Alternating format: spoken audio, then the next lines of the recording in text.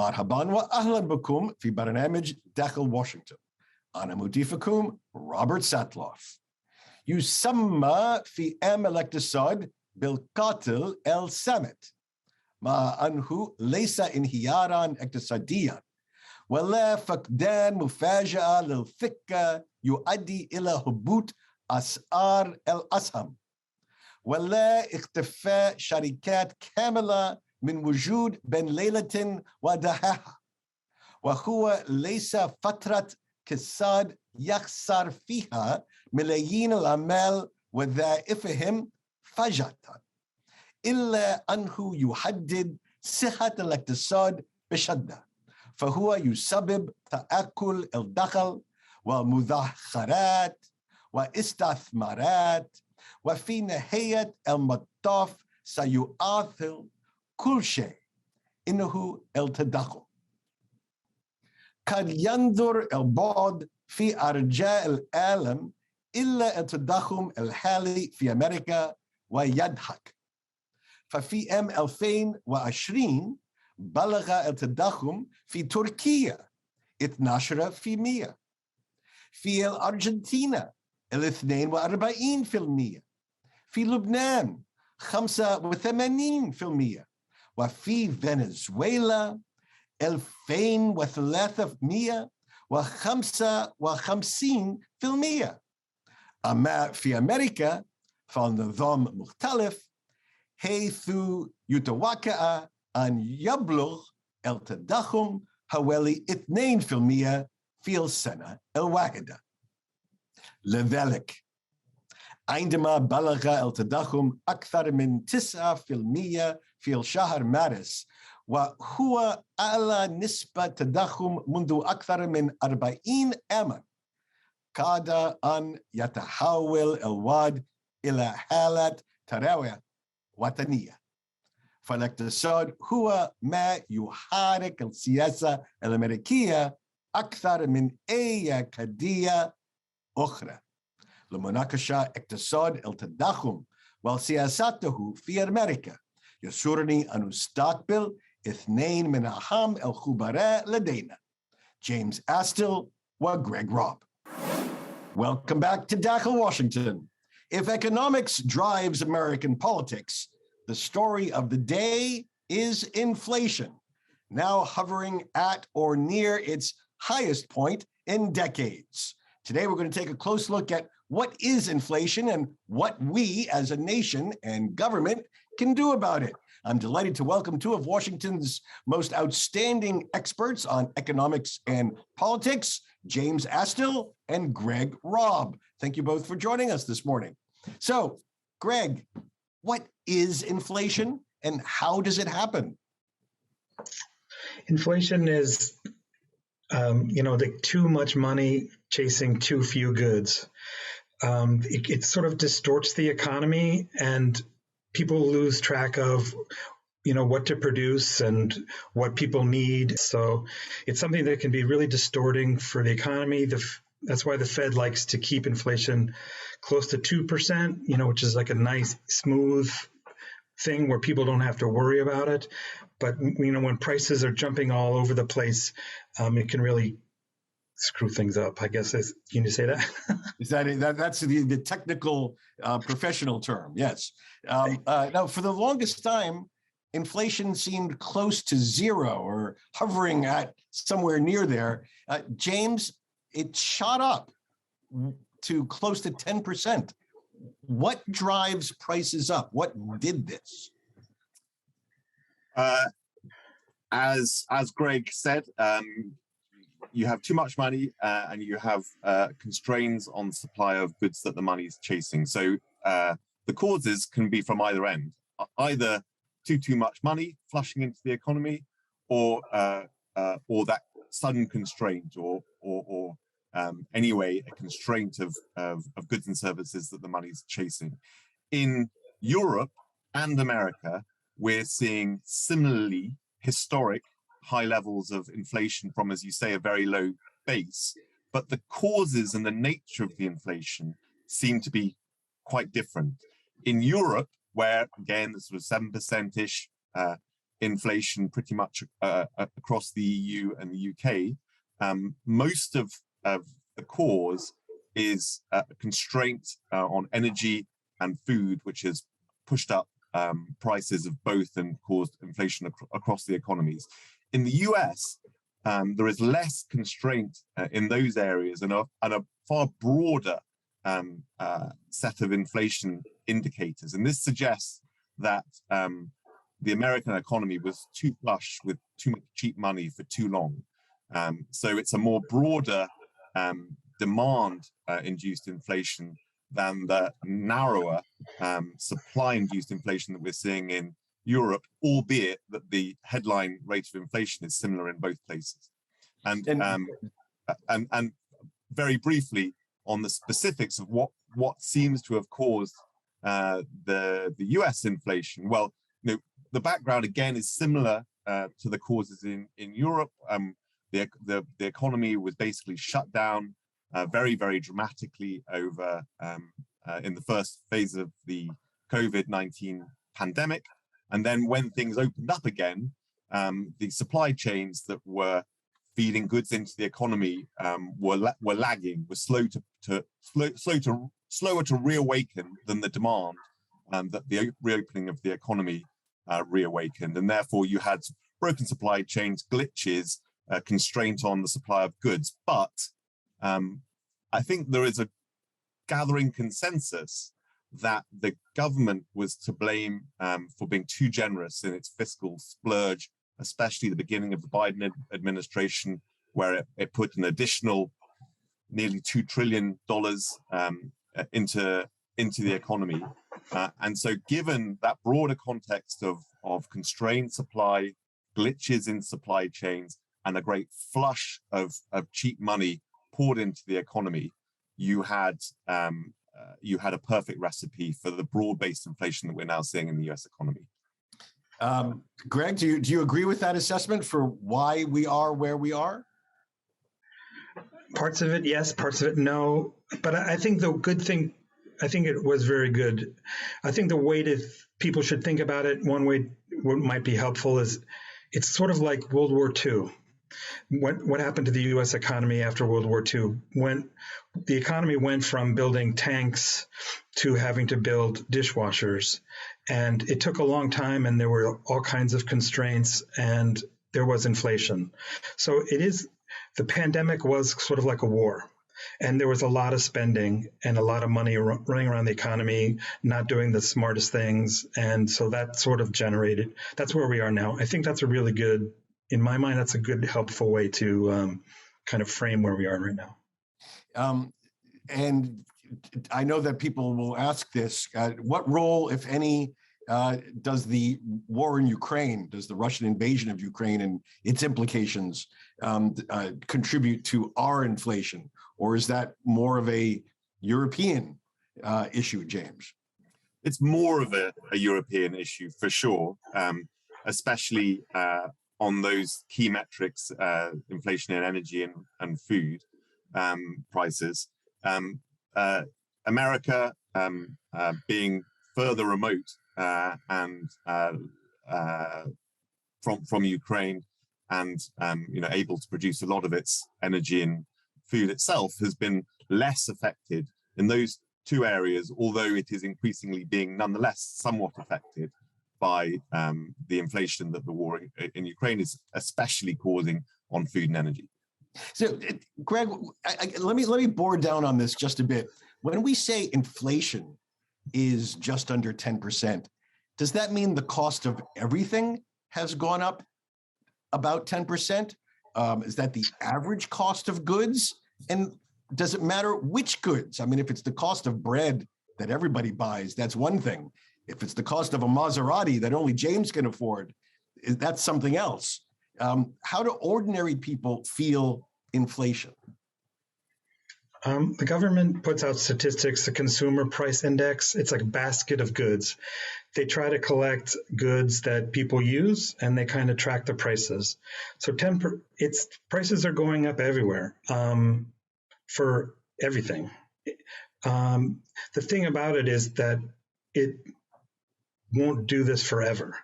And that's the key thing. So prices are going up, but there is a real sense that this is going to kind of ease off as the year progresses. There's a lot of things that have jumped in price, new cars and other kind of things that they're just not going to keep going up. So, inflation is this kind of constant rise in prices that people feel. And in some countries, they've had this kind of sense where prices keep going and going. I don't think that we're going to experience that in the United States. And how long do these things tend to last, James? Is this just a blip, or have we had periods of consistent high inflation that affect the American economy? They can go on for a long time. It depends what the government response is, in part. And that's why I would take and I'm sure Greg can improve my economic history for you, but I would take a slightly less relaxed view of this than I think Greg does from the sounds of it.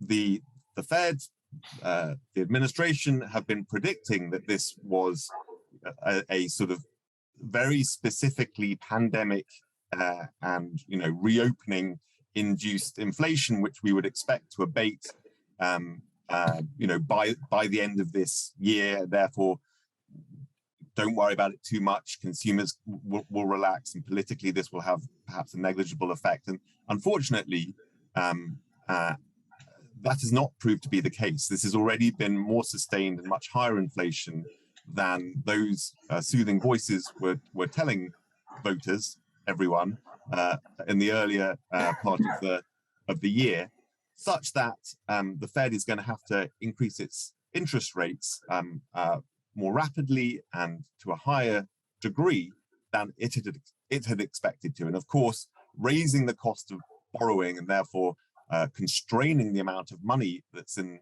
the economy chasing those too scarce goods is the primary thing that a central bank can do to get a grip on inflation. What the central bank in that circumstance doesn't want to do is to take such dramatic measures that it constrains demand too much and you have a hit on growth leading to recession.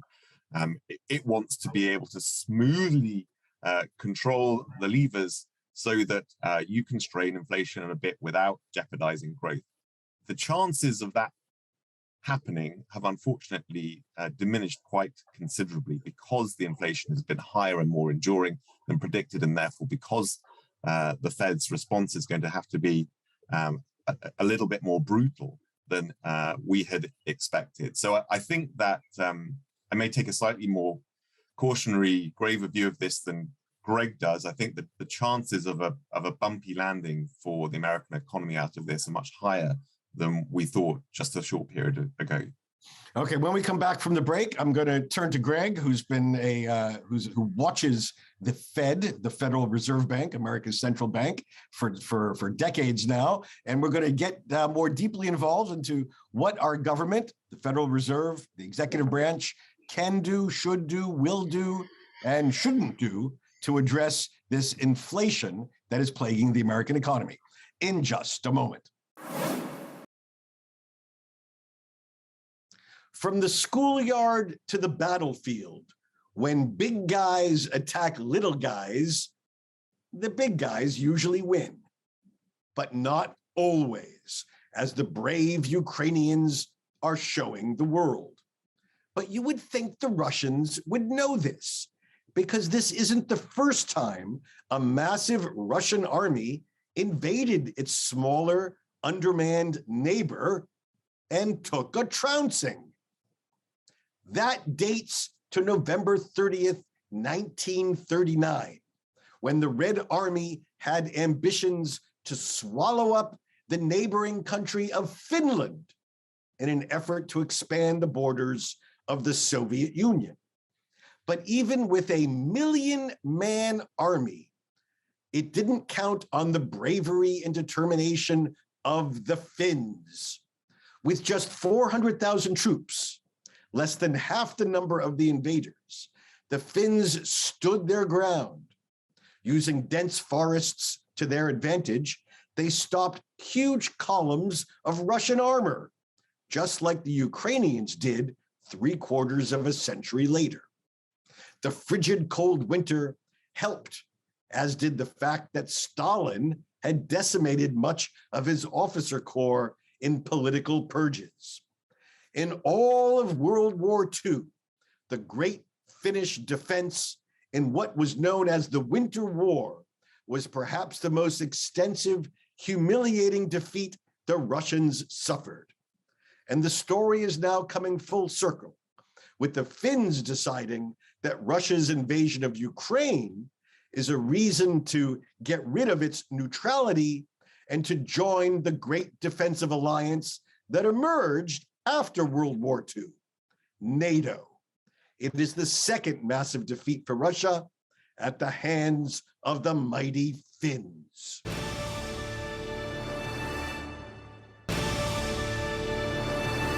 Again, my guests today include James Astill. James is Washington bureau chief and Lexington columnist at The Economist. He has covered American politics since 2015. Previously, he was the South Asia bureau chief based in Delhi, the energy and environment editor, the political editor, and beige coat columnist.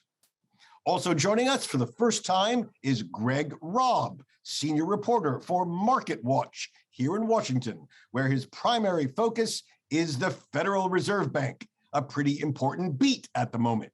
His reporting has also been seen in the Wall Street Journal, Barron's, and Fox Business, which means he is a serious business journalist. All right, Greg, let's start with you. You follow the Federal Reserve. The usual antidote to inflation is the Fed slows down an overheated economy by raising interest rates. How does that work? And what is this Federal Reserve Bank doing to address inflation?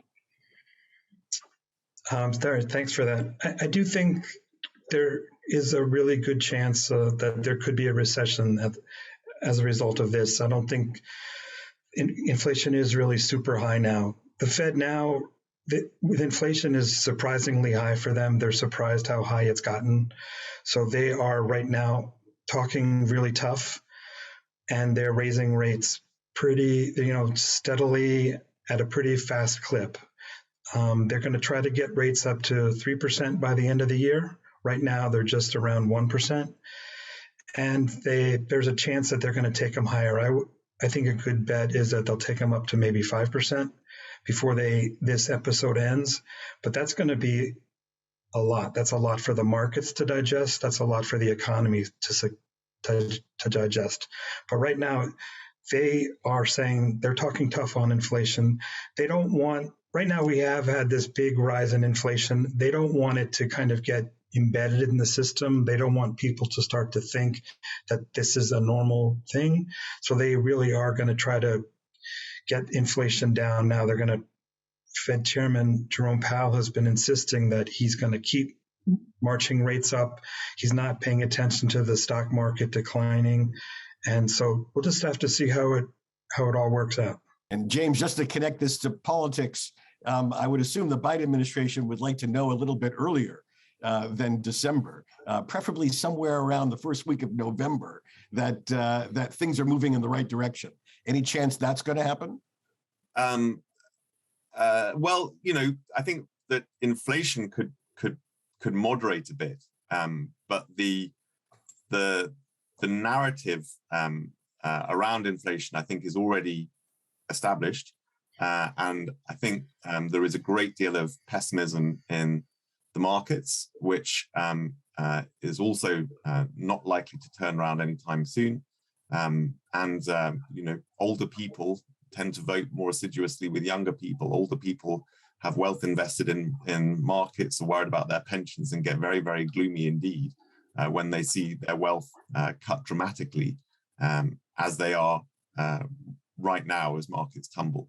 So I think that the administration may well have some fragments of good news to cling to before November. All right. Well, we're going to be following this closely, and we'll come back to this story as we get closer to the election to see whether it's good news or bad news in the run-up to the November vote. James Astill, Greg Robb, thank you for joining us on Dakhel, Washington.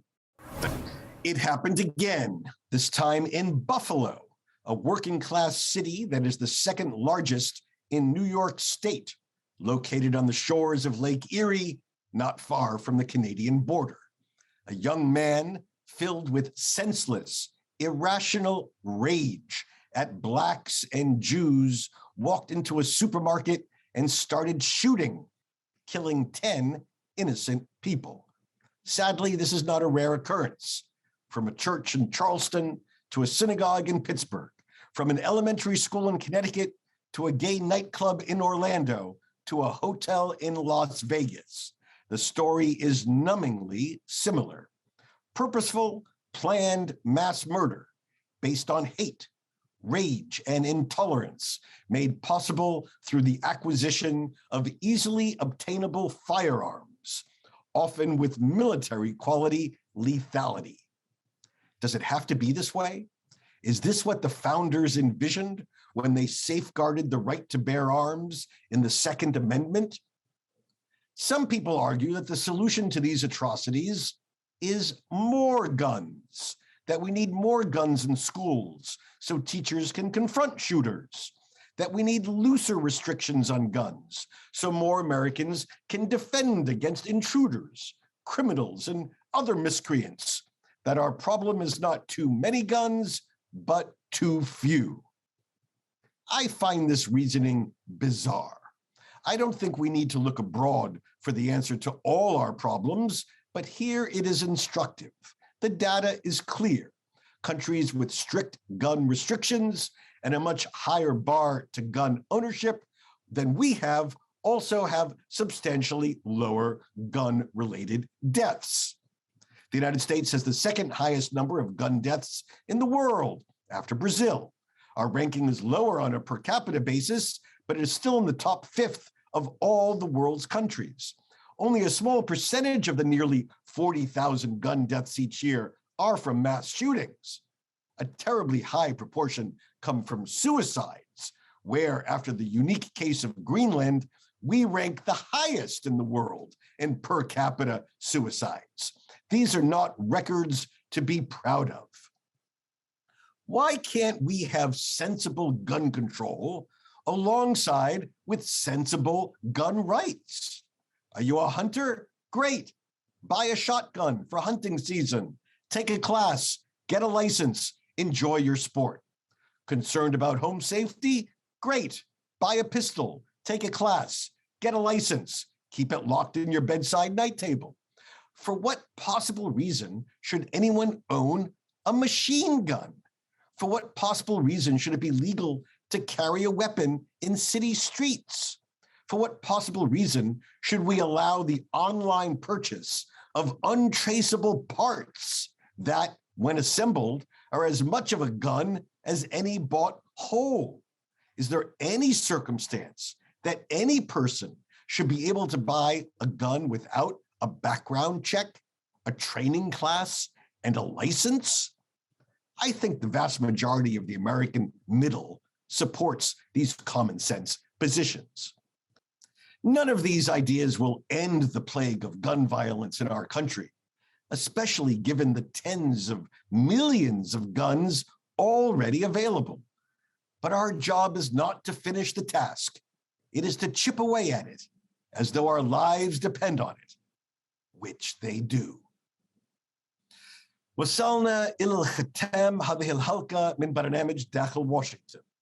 إن كان لديكم أسئلة أو تعليقات حول البرنامج وبالأخص حول سياسات الإجهاض في أمريكا اليوم، تواصلوا معي رجاء عبر تويتر على هاشتاج Inside Washington أو تراسلوني مباشرة على الرابط @RobSatloff.